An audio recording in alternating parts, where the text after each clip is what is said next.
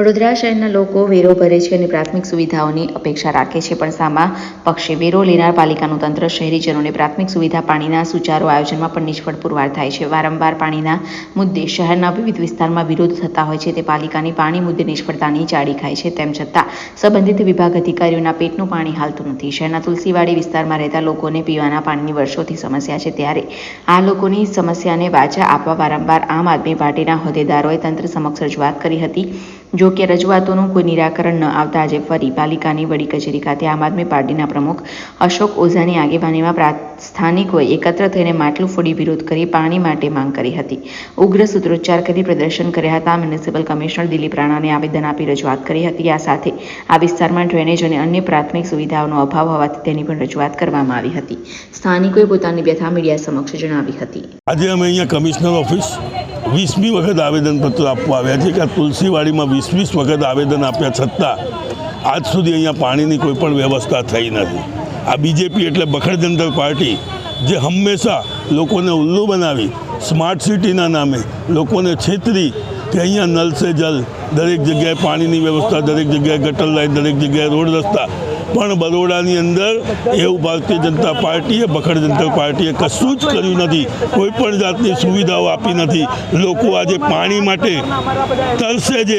4 વર્ષથી આવા 20 આવેદન આપ્યા પછી જો આ પાર્ટી પાણી ના આપી શકતી હોય તો આ લોકો, આ જનતા પાણી વગર મરી રહી છે. તો આજે લોકોને એવો વિચાર કરવો જોઈએ કે અમે જલથી નલ, જલ સે નલ અને આવા ખોટા બડગા ફૂંકી અને લોકોને ઉલ્લુ બનાવી રહ્યા છીએ.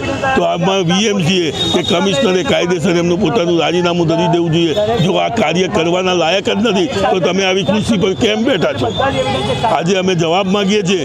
આ 20મી વખત આવેદન આપવા આવ્યા છે. આજ સુધી અમને પરત કોઈ પણ જાતનો જવાબ મળ્યો નથી અને આ લોકોને ટીપું પણ પાણી મળતું નથી. अशोकनगर तुलसीवाड़ी से खाजा अपार्टमेंट में से हमारे वहाँ 1-1.5 साल से ना पानी है, ना गटर का कोई सुविधा है, ना लाइट भी हमारे वहाँ नहीं है, ना सफाई कर्मचारी हमारे घर।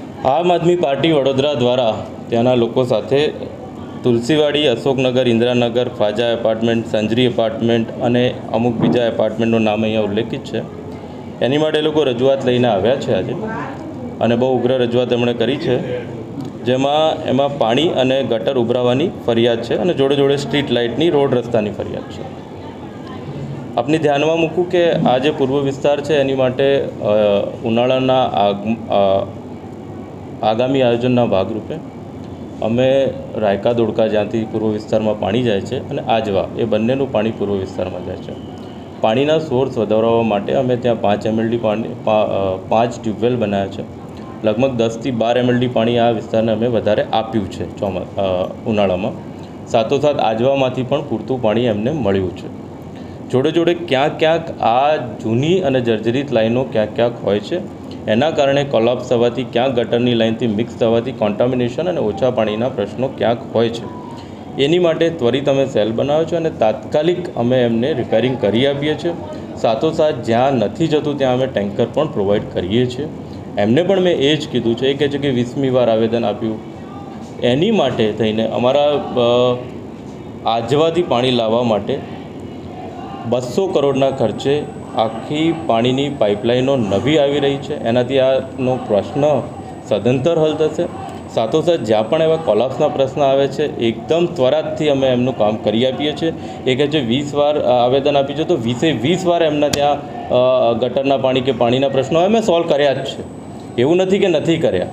અને એટલા માટે જો એ આવેદન લઈને આવ્યા તો આજે કે કાલે આવેદન લઈને નથી આવ્યા, 2 મહિના પહેલાં કદાચ આવ્યા હશે આવેદન લઈને, તો 2 મહિનાના સમયગાળામાં અમે એમને ગટર, પાણીને બધું આપ્યું જ છે. આ આવે, એમનો હક છે, આવે, અમે આપવા તૈયાર જ છીએ, બંધાયેલા જ છીએ.